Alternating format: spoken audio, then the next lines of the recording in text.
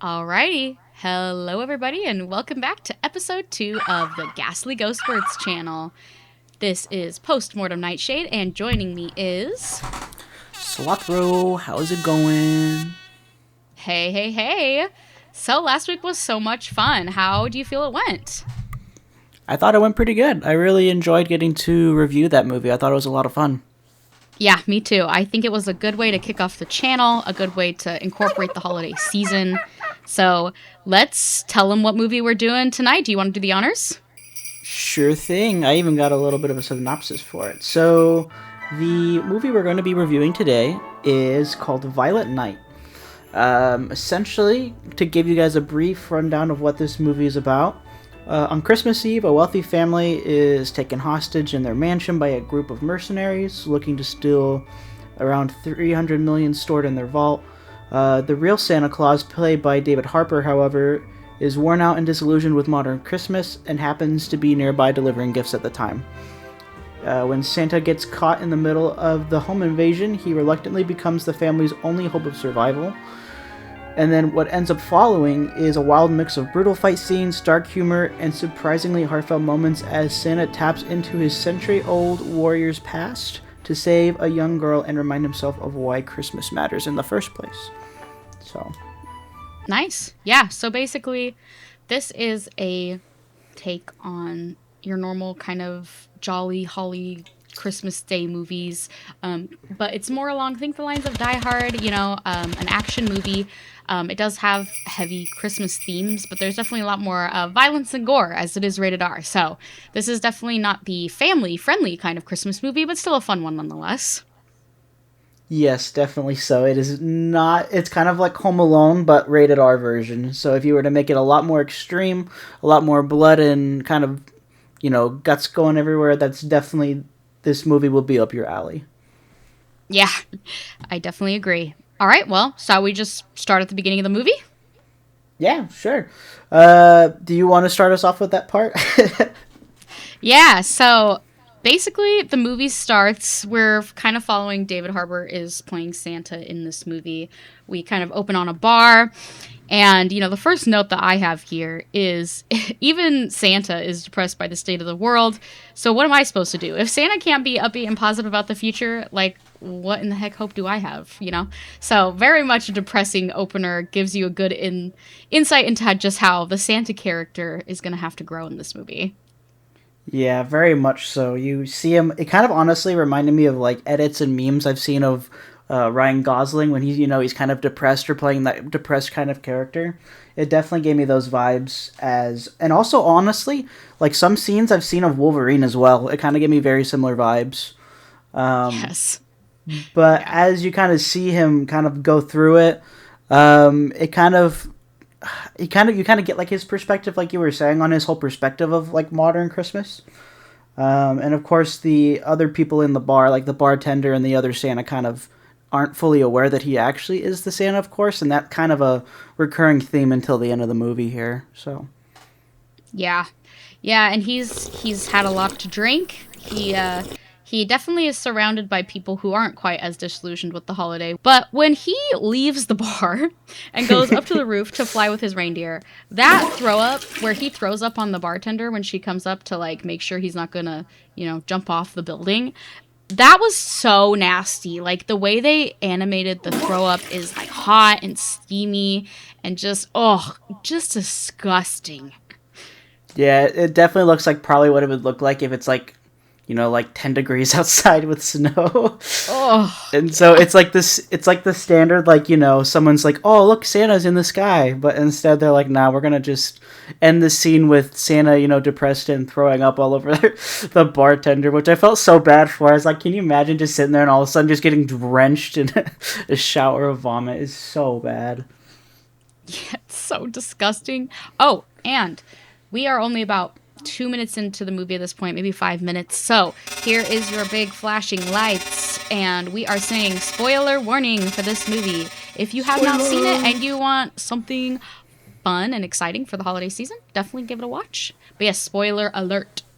So, moving on. We are now 5 minutes into the movie. We meet our protagonists, mainly the main protagonist of this movie is a little girl.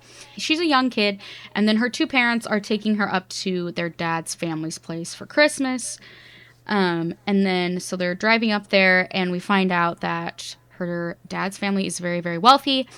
So wealthy that they have a guy working the gate whose name is Al.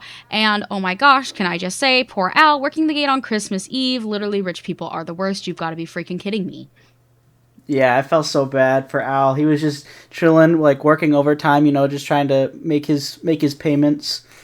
And so like seeing what happens to him like 10 minutes later is super sad. It's probably one of the saddest parts of the whole movie, honestly.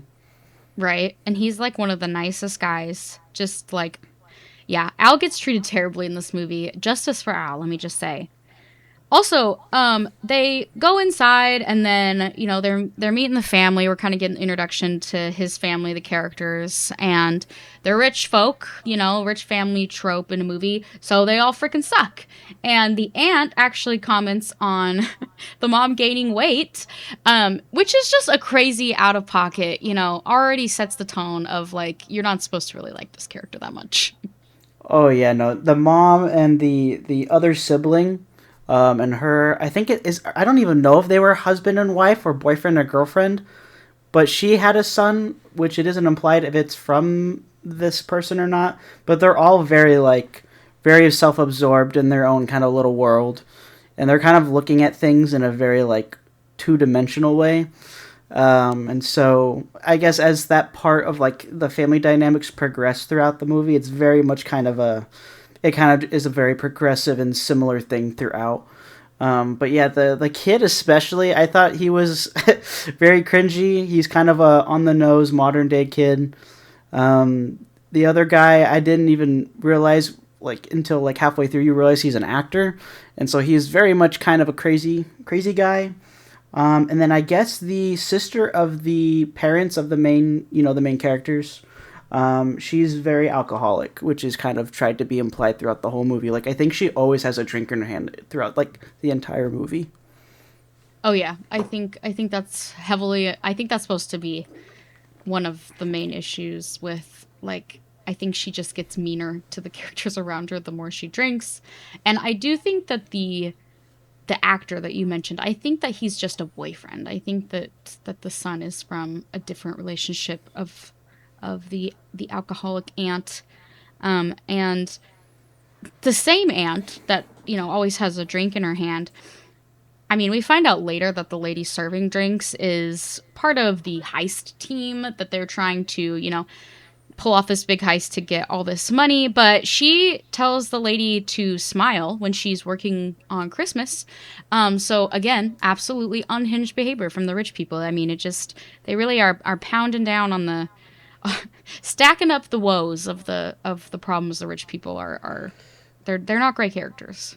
I just felt so bad when I saw that scene too at the beginning of the movie. I was like, okay, you didn't have to like she's like if she was just a regular worker dude, I would be so like annoyed inside of being like, okay, you're telling me to do what now on my work and during my work hours. I'm like, dude, I'm just here for the paycheck, man. That's all.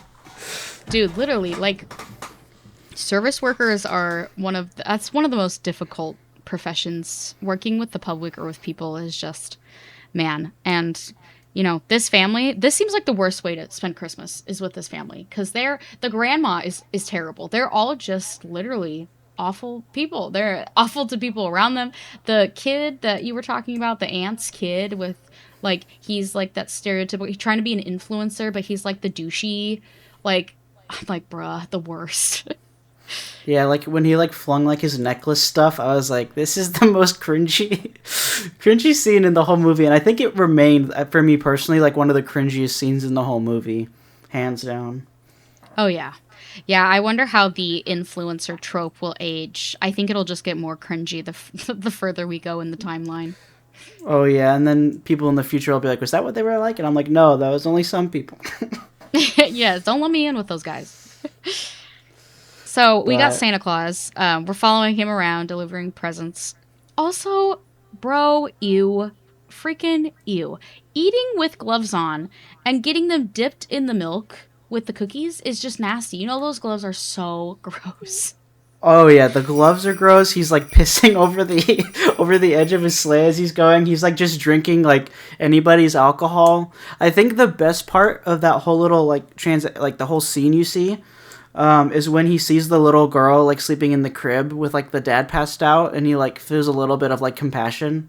I think out Yeah. of that whole scene, that was definitely the best part. But other than that, yeah, he's just kind of going with the flow, like yelling at his reindeer and all sorts of crazy shenanigans. Bad Santa, basically. He's not. He's given up on his job, essentially. Yeah. I guess that kind of leads, I guess, would you say, like, right into the heist part? Because that's kind of when it starts, honestly. Yeah, I would say yeah. So this movie gets going. It is a long movie. I think it's almost 2 hours with credits, but I think when I was looking, it finished at about an hour 45. So it's not a brisk pace, but it's not overly long, I'd say. But yeah, they really get into the action like right from the get-go. Yeah, and it all starts with basically Santa being stuck in the house. So he's trying to drop off his gifts, do his thing. He, for some reason, decides, yo, I'm going to just fall asleep in this recliner chair after drinking, I don't even know what type of alcohol with gingerbread cookies, which is a crazy combo. He figures out that his reindeer ditch him while the whole heist begins, and he hears gunshots going on throughout the house as all of the staff of the rich worker or the rich people here at the who own the establishment all get bodied, unfortunately, working Christmas, which is crazy. Which is diabolical. Oh yeah, it's so sad. It's so bad. It's basically he's halfway panicking of I gotta get out of here, but then once the reindeer leave, he's like, crap, I'm stuck here now. So it's very unfortunate for him. Yes, it is. It is, and it's. I had a question here. Does Santa get an unlimited ability to hold his liquor? Because Buddy has pounded down so many drinks, and I think he only like falls asleep because of the freaking massage chair he sits in. But Buddy can pound them down, dude. Yeah, even like he's throwing up, he's eating cookies like crazy.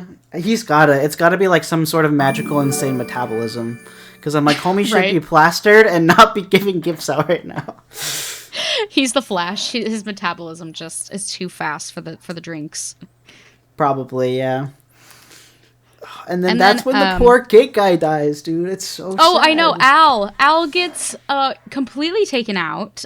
That's why. Why do we have to take out Al? He just wanted to go home for Christmas.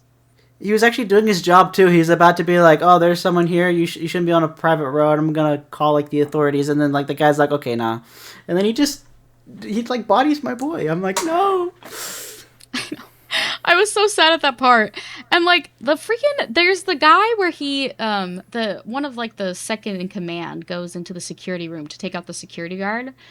And then he does like this Popeye wind up huge pullback to do this punch to knock this guy out. It just felt so over the top.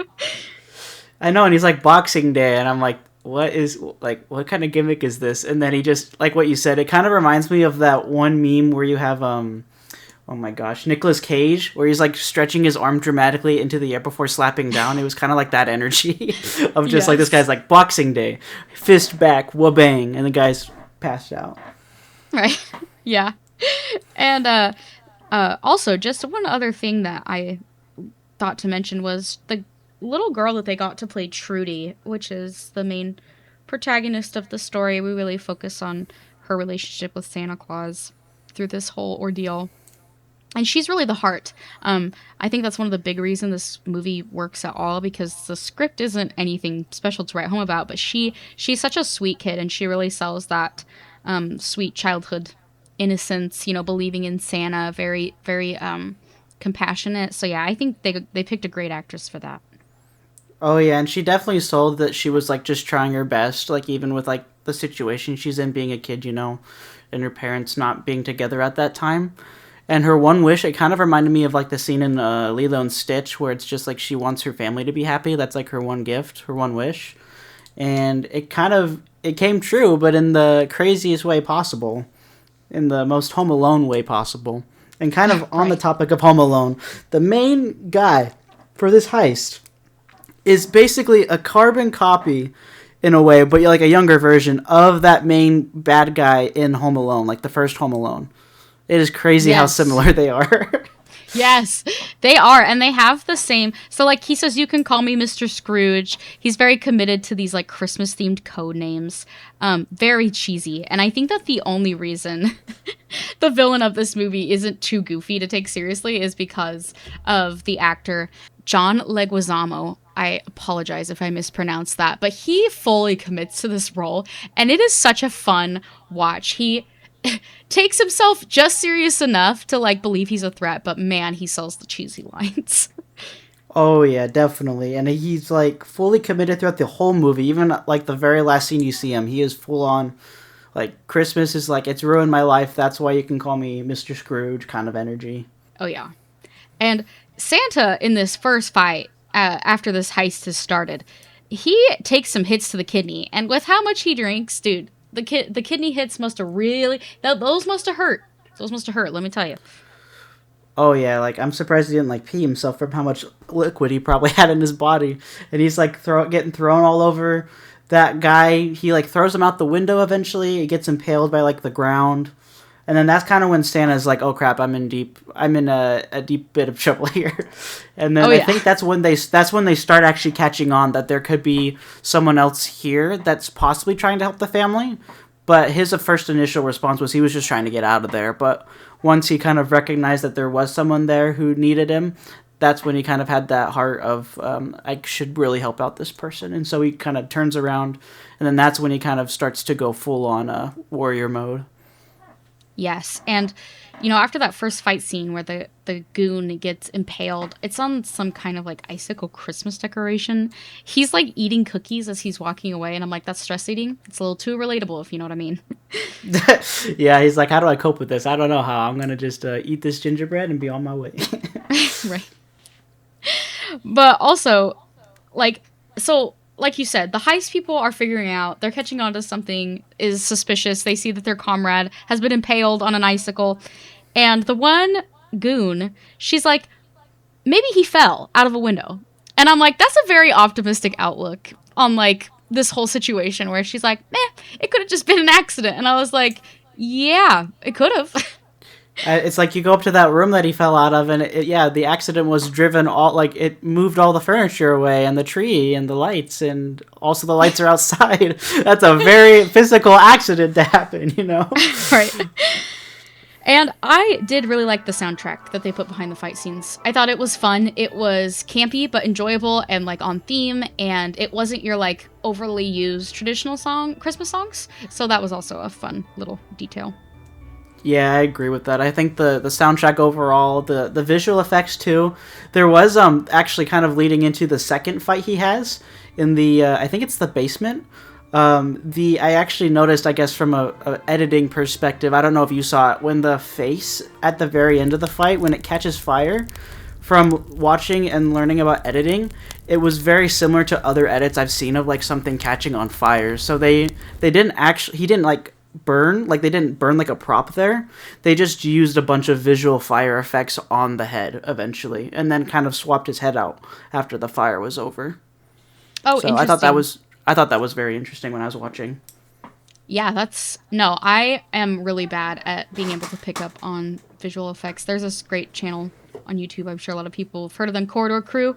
They will point out things that they notice just watching movies as they go along, and I'm like, yeah, I am not very good at picking up on those editing tricks yet, or those special effects. So yeah, that's really cool. I did not know that's how they did that kill. Yeah, if you go back and watch it, you can actually see that the parts that are lit on fire, they're pretty well blended together, but you can see they change the color hue to make it more of like an orange color while it's on fire. And then as time progresses, they try to add more burn marks. And then when they cut away and cut back, I think that's when they try to swap it and make it look like it's actually burned as like a prop or like a mask or something on the actor.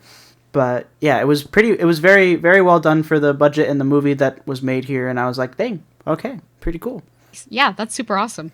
And just kind of along those lines of that kill with the star to the eye, this movie is very much like Thanksgiving. The kills are very on theme, right? A guy is impaled on a Christmas decoration, a guy is killed by another Christmas decoration, the Christmas tree star, and then, is electrified through the star and catches on fire. But the rest of the kills are very similar to that. Like a couple of the goons are killed in a Home Alone style. So they definitely stuck to the campiness, very much like Thanksgiving, which again we reviewed last week. Please go check it out. It's on our channel. But yeah, definitely stuck to theme, which I appreciate the commitment. Yes, definitely so. And it kind of gets to a point to where he's making progress, but every fight he's leaving, he's like barely coming out of it. And eventually he's getting to a depressed state to where he doesn't feel like he's going to even get his one wish, which the kid actually brings up as the movie progresses, like what is his wish? And his wish is that he just wants to be able to see his wife again, Miss Claus. And they kind of try to tie that a little bit into her parents and their dynamic. And that's actually when you get a little bit of lore for this Santa. So I know kind of depending on what movie you watch or even like the real life lore of Santa Claus or where he came from, there's a lot of different takes on it, but this one I thought was very surprising to me that they went with like a Viking route. I was like, dang, this is a very different route than what I was expecting for this movie. Yeah, same. I liked that they gave Santa some backstory. I think it padded the runtime a little bit, but I also think it was useful in as far as like making the characters seem relatable more than just Santa Claus and his ability to connect with Trudy. I think that was actually a pretty smart writing choice. It actually helped progress and make believable his change that we see at the end. Yeah, and it kind of leads into the fact that that's what gives him his motivation to keep going and kind of to rekindle that fire that he may have lost about Christmas this whole time. He actually gets to talk with someone that's not like, someone he's working with like Miss Claus or the elves or the reindeer. And he gets to kind of get that rejuvenation of, okay, so there are people that still care about loving others and giving gifts and like serving other people. And so it kind of leads into him. And I think that's also to give him the building blocks for what happens next, which is when he is kind of trapped by this team that was quote unquote supposed to come rescue the rich family from being hostages in this whole house invasion situation, but they're actually in the heist, or they're a part of it. And so Yes. they find Santa, they rush to where he's at, but just as that's happening, that's when he gets the motivation and he finds a sledgehammer, which is a similar hammer that he used when he was a Viking, and that's when I'm pretty sure you want to mention it, of that whole fight scene right there. Oh, yeah. It's totally insane, that fight scene in the barn. And there were a couple moments that stood out to me before the fight scene. The main villain, there's this hilarious line where he is watching the Santa. Like you said, the Santa takes a beating, and he's not rocking it off very, very well. And they see him on camera, and the guy goes, he looks jolly as fuh, with just like the most deadpan delivery, which I just thought was so funny. And then, so Santa has an unlimited tolerance for alcohol, but he's not impervious to knives. Like, he gets beat up in this movie. Like, there's a scene where he has to stitch himself up. Great prosthetic work, lots of practical blood. Looks very painful. David Harbour definitely sells the self-stitching scene, which, just makes my skin crawl. But, yeah, so Santa's magic here is a little, it's not consistent with what it's able to accomplish for Santa. Oh no, even his little nose thing, it's like 20 to 70 whether it works or not. He just is Right. tapping his nose, and he's like, why isn't this working? And everyone's like, why are you just sitting there kneeling down just tapping your nose? Right? And the moment before they send in the team, he has been interrogated by the bad guys, and he's trying to convince them that he's Santa Claus. But it seems like also the magic in this movie, again, is so inconsistent. Why can anybody pull gifts from the sack? Like, what?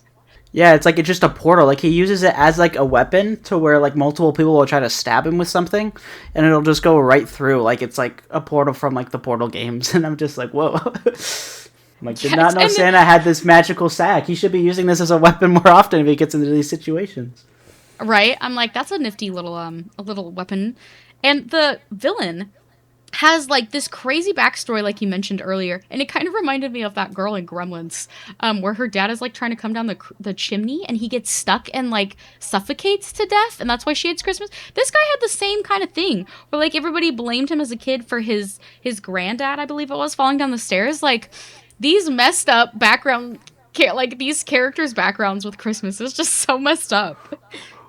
Oh, wait, I remember that part. Yeah, no, that's when, so he said that that year his dad didn't have enough money to, like, celebrate Christmas like they had used to, but the house next to them did. And so he was breaking into the house to try to steal some of it.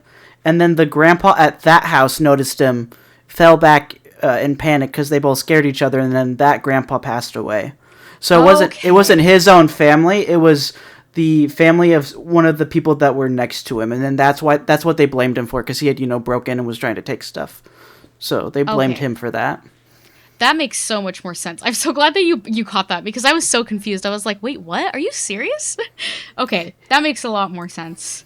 Um, but there were a couple other moments where I'm like, I'm surprised Santa never said, the phrase like, "I'm getting too old for this shit." He's 1100 years it seems he's been around. And when he's using his hammer, he never says, "It's hammer time, it's clobbering time." Why can't Santa have a catchphrase, okay? Yeah, I was surprised at that too, and I think he might be even older than that because he said his relationship with Miss Claus was that long.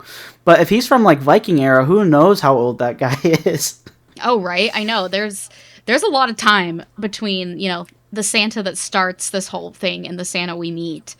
And the barn that you mentioned, the barn fight scene where they send in the SWAT, or like the SWAT kind of like team. I don't know what you want to call them, the extraction team. He is, kicking butts, taking names, and he sharpens a candy cane. Again, very on theme. But like he's stabbing it into people over and over. How did the tip of that candy cane not break? I have no idea. It was like a thick one, but I was like, dude, any candy cane that you suck on for that long, at least in my experience, it like breaks super easy. Oh And he yeah, was two using it like it seconds. was like a spike, and I was like, "Whoa, dude, that candy cane is crazy." Yes, and the blood very copious. A lot of it, unless it's like close-up shots that are like in a slower set scene, a lot of it seems very CGI. Especially the fight in the barn seems a lot more CGI blood than practical blood for sure. But there is copious amounts of it, so if that's what you're looking for, you definitely get that. And the worst deaths in the barn by far were the wood chipper. That's awful, awful. Yes, and he decapitated like one person too with the what do you call them, ice skiing shoes, Oh yeah. which which I thought was crazy as well. Like Santa just went full on like holiday like mode, and just like him using the sledgehammer, it reminded me of so many other like movie or video game properties like Sledge from Rainbow Six Siege. Was one that came to mind of him just like going full on like melee mode with this hammer. Even like a Thor kind of vibe. It was very much like he knew what he was doing. Like it had been probably like centuries since he'd even like fought with a hammer, but he was like wielding it like he had been doing it since yesterday. It was Oh right. crazy how like from 0 to 100 he went with just a hammer. Yes, and I think that because of that he needs a catchphrase. Let's get him a catchphrase. Oh yeah, he needs to like, and it's like Christmas. He was like using Christmas weapons. He had to have some sort of like Christmas catchphrase. Right. I do think it's hilarious. He does have like kind of a funny moment in that vein where he sticks the grenade down that guy's suit and then he calls it a little stocking stuffer. That was actually pretty funny. I liked that line. Yeah, he has like little like quips every now and again that are pretty fire like that one. But you don't get enough of them, honestly. I feel like he should have done it like a little bit more. Yeah, I think there was room for a few more quips from Santa that I think could have really just added a little bit more comedic camp to this movie that I would have appreciated. But you actually, before we got on stream, mentioned there was a kill with a nail. Did you want to talk about that scene? Yeah, so that's kind of what leads into after this whole barn fight scene. He's running to help the girl from getting hurt by two of the henchmen that you spend a lot of time with in this movie. And man, they are not. I guess they're trying to play on that Home Alone of they're not the brightest tools in the shed. And they very much have a quiet place moment to where one of them gets impaled by a nail on a stair, which was not very fun to watch. But it leads into him taking out the nail and it basically going into his head and him dying. And that's how So he dies. gross. Like he doesn't even go up the stairs. He just dies to nail impalement, and then the girl tears her scalp out with like glue Oh, stuff. She gets hit by bowling balls, and then kind of her death at the end wasn't even comedic. Santa just told the girl to turn around, close her eyes, while he just went over and just whopped her with the hammer, which was crazy. that was wild. And the skin, this like scalping on the back from the glue. Oh, I wanted to just crawl out of my skin. That was so that was great practical effect work back there. That looked disgusting. Yeah, and she's like stepping on like glass and stuff too. Oh, It gave that part gave me like Crude's vibes, like when they're stepping on the shells. I was like, nah. I don't know about that. yes. Although much less comedic than the Crudes, for sure. Yes. And then I guess after that, that's when you kind of get like a big reveal, and they kind of had been leading up to it. So like back to the rich family, the father and mother actually want to have a good relationship, but it's this whole family dynamic with his family that is causing this to happen. And so he had heard that wish that his daughter wanted, and so did the wife, or the, I guess, significant other. And they were actually going to run away that night. But little did they know that once the heist people opened the vault, at this point, they realized that there's no money.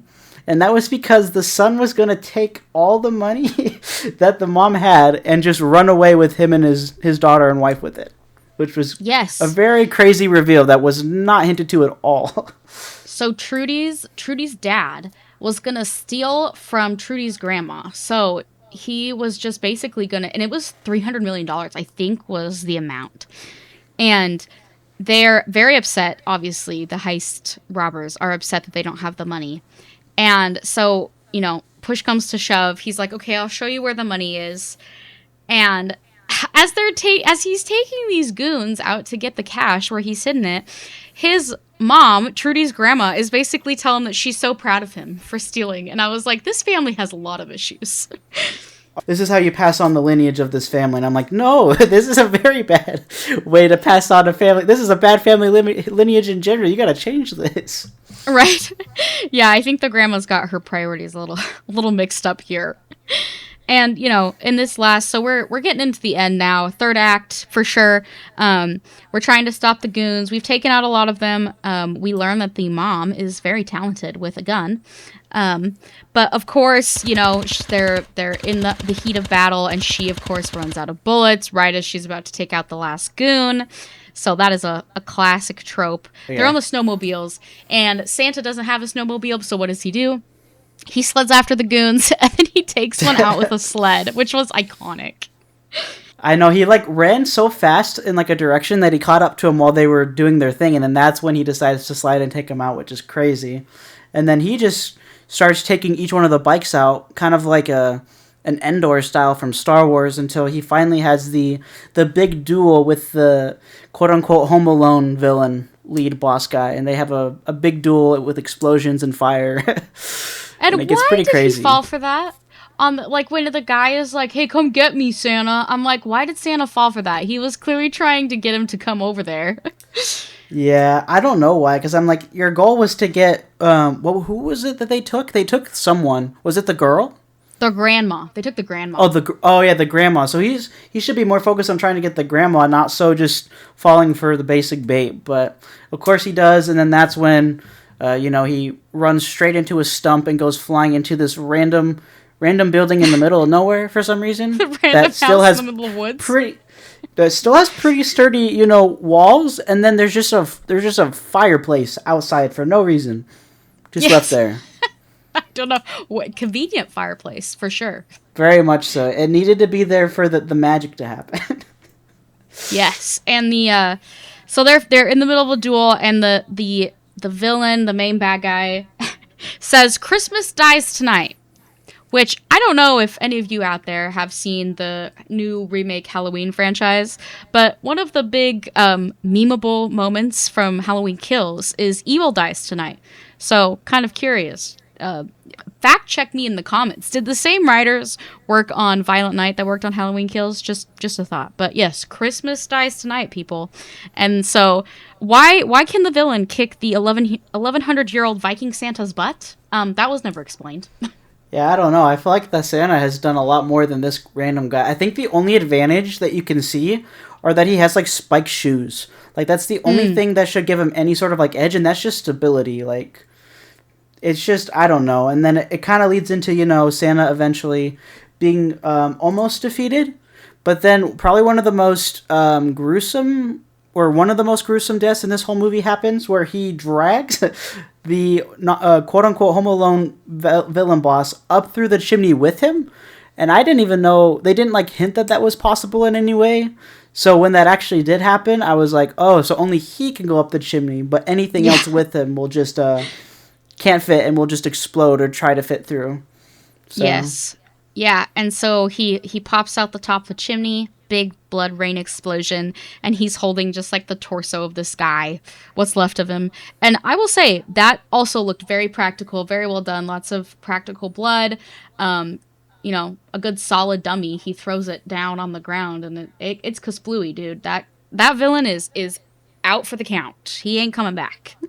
Oh yeah, no, he was like the one to where like if you like you would it'd be hard to recognize him after that whole encounter. And then what's so sad is Santa's just standing there like, hooray, I won, and then all of a sudden the one thing you hope didn't happen, and he gets like I think it's like what 4 bullets to the chest, yes, or something like that. So. Yeah, and it's from the second-rate goon. It's not even like it was one of the guys from the intimidation squad or whatever they were called. Oh yeah, I was like, he's not even extraction cool. team. Yeah, it was, and then like the grandma is like there all of a sudden, and she has a gun somehow, and she's like, heck nah, bro, you die tonight too. And then like he like doesn't have any like all this combat training experience, doesn't notice the girl next to her, the grandma, this old lady who has no fighting experience, just gets up and is like, yeah, bro, I got you, and like beats him. I was like, dang.